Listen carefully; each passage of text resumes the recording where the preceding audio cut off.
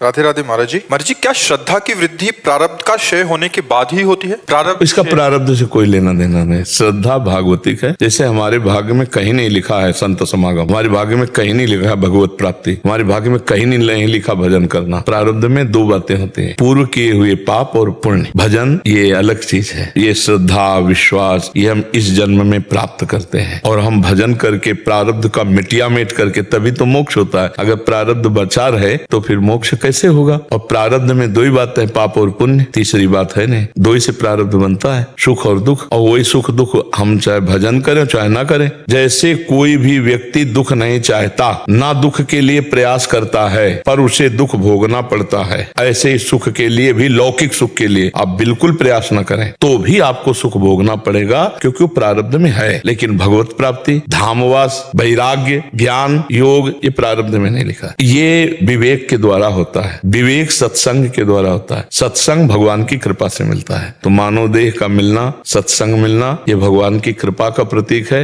अब सत्संग से हम अपने आप को बढ़ाएं, श्रद्धा विश्वास, शास्त्र वाक्यों पर, संत वाक्यों पर, तो अपने जीवन को ज्ञान प्रकाशित कर लें तो कभी कोई गांठ ही नहीं लगी थी। तो हमारी श्रद्धा और विश्वास का प्रारब्ध से कोई लेना देना नहीं। हाँ, बुद्धि अगर खराब है तो श्रद्धा विश्वास टिक नहीं पाएगी, वो दर्शन गलत हो जाएगा, दृष्टि का दर्शन गलत हो जाएगा। जैसे हम कहीं जाते हैं तो हमारे जितने भाव होते हैं वैसे हमें दर्शन होता है। जैसे हम भाव में भरे हो कि आज तो भगवान के भक्त के दर्शन होंगे, कितनी भगवान ने कृपा की, तो आपको आते ही रोमांच हो जाएगा, आपको एकदम एक अलौकिकता अनुभव में आएगी। अगर ये कि साक्षात भगवान बैठे इस रूप में, आपको वैसे ही आभा आएगी। पाखंड है, नाटक है, तो आपको वैसे दर्शन होगा। हमारी भावना जैसी होती है ना, वैसे हम अनुभव। तो हम श्रद्धा विश्वास इतना बढ़ावें कि हर व्यक्ति में हमें भगवान दिखाई देने लगे, हर वस्तु में भगवान दिखाई देने लगे, हर जगह भगवान दिखाई देने लगे। अभी हमारी श्रद्धा बहुत छोटी है, इसको बढ़ाएं।